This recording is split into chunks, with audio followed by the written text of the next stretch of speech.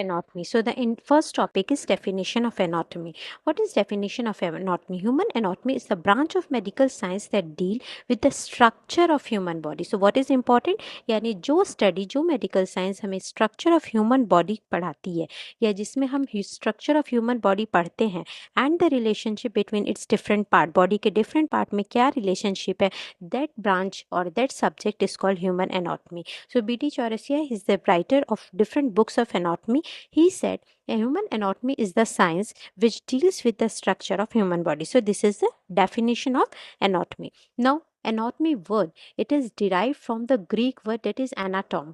Anatom जो है वो क्या है, Greek word है और इसका मीनिंग होता है टू कट अप या cutting up. So this is important question for the MCQs कि which sometimes they may ask anatomy is derived from which word.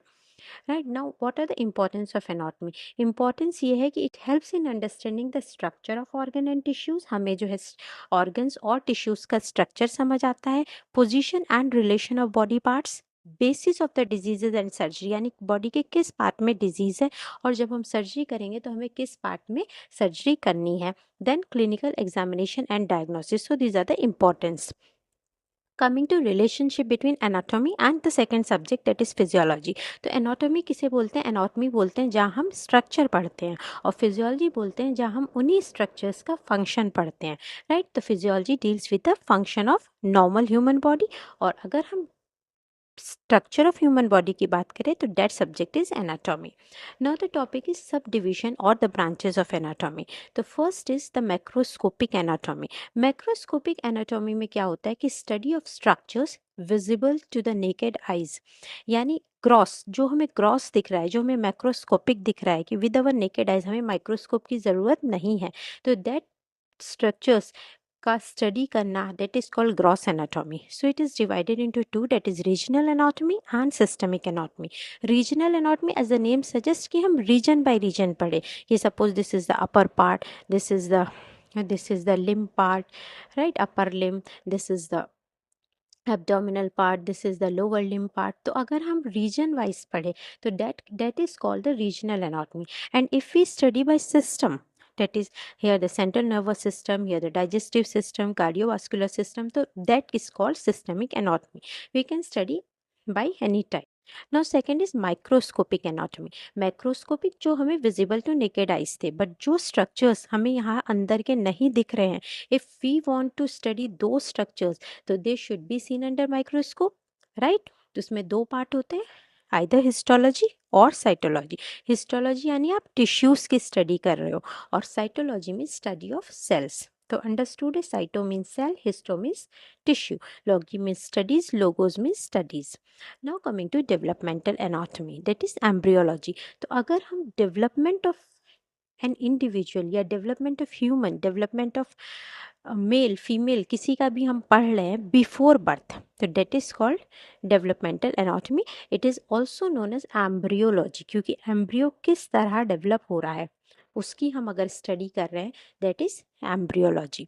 Now fourth is the surface anatomy. Surface anatomy ये होता है कि हमें on the surface if we are seeing this portion, तो इसके अंदर including the skin अंदर क्या रिलेशन है. राइट. तो study of deeper body structure in relation to the skin surface, कि अगर हम यहाँ कट करेंगे what is the relation between the deeper structures with this part of the skin, that is surface anatomy.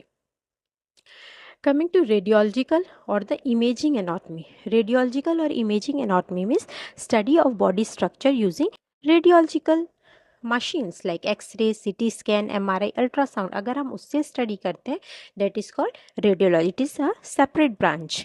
Right. Living anatomy, study of anatomy in living persons using inspection, palpation, percussion and auscultation. These are the four processes which we see in clinical methods. Right. In clinical method जब patient आपके पास आता है तो you do inspection, आप देखते हो, you palpate, you percussed and then you auscultate. So these are all called that you are doing on a living person. So this type of anatomy, इससे आप जो भी structure का पता कर रहे हो, that is called living anatomy. So these are all the types of anatomy. Now coming to the what is the standard anatomical position. यानी जो मैन या वेमेन की जो स्टैंडर्ड एनाटॉमिकल पोजीशन वो क्या है. तो body should be standing erect. Body सीधी होनी चाहिए. Face and eye should look forward. दोनों सामने देखें. Upper limbs by the side. दोनों साइड आपके अपर लिम होने चाहिए. Palms they should face forward. यानी हैंड्स अगर साइड में है तो पाम्स को आपको फॉरवर्ड रखना है. और फीट को जो है टुगेदर पास में. और toes should be directed forward. They should not be on the lateral side या थोड़ा इधर उधर ना हो. दे should be straight. Coming to, so this is a normal anatomical position. Now levels of structural organization. In the level of structural organization यानी किस तरह body का स्ट्रक्चर बनता है. तो सबसे basic part we start from the cell. तो cell is the functional unit of body, right. सबसे बेसिक होता है cell. Number of cells they cluster together to form tissue. मिलकर क्या बनाते हैं, टिश्यू. बहुत सारे टिश्यू मिलकर क्या बनाते हैं, ऑर्गन. बहुत सारे ऑर्गन, 4 और 5 ऑर्गन्स दे मेक हाँ सिस्टम. और जब पूरी बॉडी के जो हमारे 11 सिस्टम है which will study in the next topic, they together make the human body. So this is the structural organization, किस तरह हमारी बॉडी बनी है. So with this we have concluded the first topic. Now we'll study the second topic in the next lecture. Thank you.